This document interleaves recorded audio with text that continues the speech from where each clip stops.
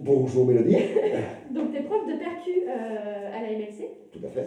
Ça fait combien de temps que tu es Ouh là ici? là, moi je suis un pilier un peu de l'endroit. Ça fait une bonne vingtaine d'années. D'accord. Une bonne vingtaine Une d'années. bonne- C'est quoi ton parcours? Dans mon parcours, j'ai travaillé au départ, dans l'industrie, et maintenant je fais de la musique depuis 86. Je suis musicien. Ok. Donc, ton parcours dans la musique, c'est musicien en tant que prof, en tant que. T'écris aussi Non, moi je suis pas vraiment, je suis pas compositeur. J'ai D'accord. pas vraiment une âme de composition, ou du moins ce que je compose ne me convient pas. Mais c'est plutôt vraiment l'accompagnement de musiciens. D'accord. L'enseignement évidemment, puisque c'est incontournable pour pouvoir tout simplement manger, hein. Et puis l'accompagnement dans des groupes où je travaille dans des dizaines et des dizaines de formations. Ok, d'accord. C'est quoi ta première rencontre avec la MLC, donc il y a une vingtaine d'années? Oh, alors ma première rencontre avec la MLC, c'était la personne qui s'occupait des percussions ici partait, la question Ouais. de départ, et on était encore, il y avait très très peu de cours, D'accord. et on était adossé encore avec toutes les écoles de Cesson, Ok. où je passais faire, enfin Cesson vers Saint-Denis, où je passais faire des interventions. Ok, dans les écoles. Dans les écoles, oui, il y avait Jacques Prévert, il y avait toutes les écoles du coin étaient là. D'accord. Et voilà comment ça s'est passé. À l'époque, c'était Ludovic Siebert qui dirigeait le truc, et puis Monsieur Dubois d'Anguin, je crois, qui s'occupait de tout ça. Puis à un moment donné, moi, au bout de 2-3 ans, le travail qui était fait dans les écoles n'était pas tout à fait, si tu veux, le résultat n'était pas tout à fait au rendez-vous. C'était très compliqué parce que c'était pas sur le temps de l'école, c'était sur le temps du midi. Donc, D'accord. Contrainte horaire. voilà, et puis on a un coup, tu avais 12 gamins, le lendemain, tu en avais 3, c'était pas les mêmes. Enfin, bon, Ok. donc tu ne peux rien monter quand on est dans ce genre de truc. D'accord. Donc j'ai arrêté, j'ai tout recentré ici. Et du coup, donc là, groupe régulier, tout ça. Voilà, groupe régulier, les gens qui venaient, j'ai eu tout un tas d'équipes, des gamins qui sont maintenant mariés, ils ont des enfants. Hein. C'est fou, même dans les veilles musicales, puisque j'avais récupéré après les veilles musicales ici. Ok. Donc c'est pour tous les tout petits. Alors là, à partir de les petites sections de maternelle, les grandes et les moyennes.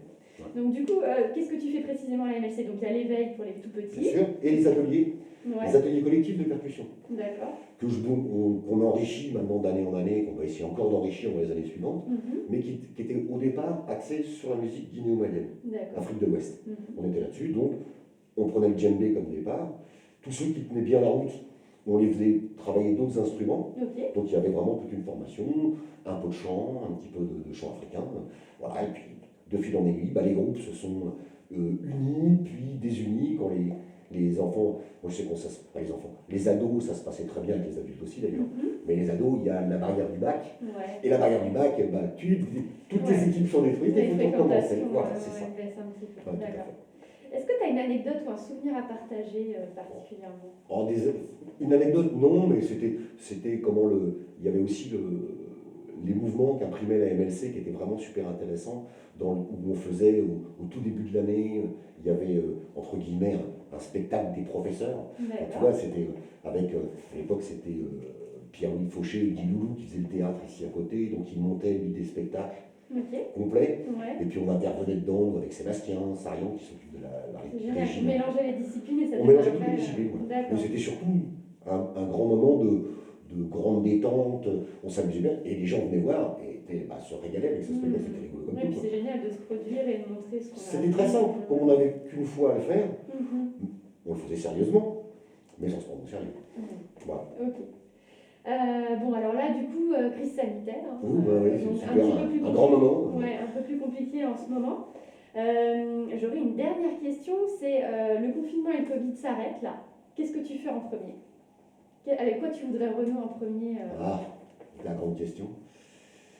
Qu'est-ce qui t'a manqué? Les concerts. Ouais. Les concerts, c'est très clair. Les concerts, que ça reparte, quoi. Qu'on puisse à nouveau rencontrer le public. Moi, j'ai eu l'occasion quand même de jouer un tout petit peu. J'ai fait 3 concerts en février, ce qui était tout à fait exceptionnel pour cette année.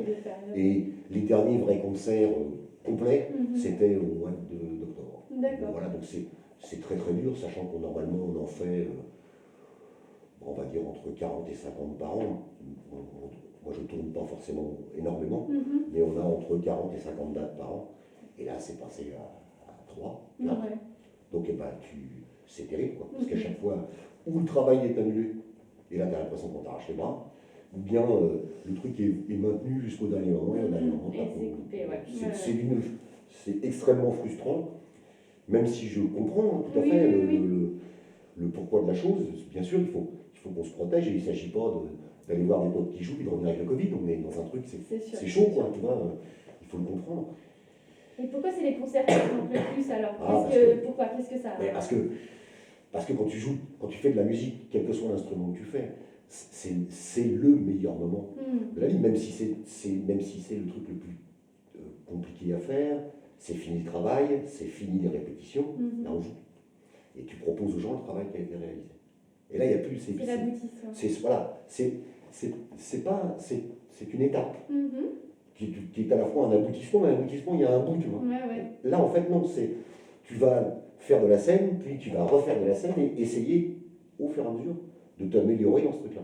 Bon, moi, j'ai eu une grande expérience au niveau des concerts, mais c'est toujours quelque chose de particulier. Ça marche. Eh ben merci Pascal. Mais il n'y a pas de problème. On va espérer qu'il y ait plein de concerts bientôt. Ah, mais, oui, ce serait super. Franchement, vraiment, ce serait bien.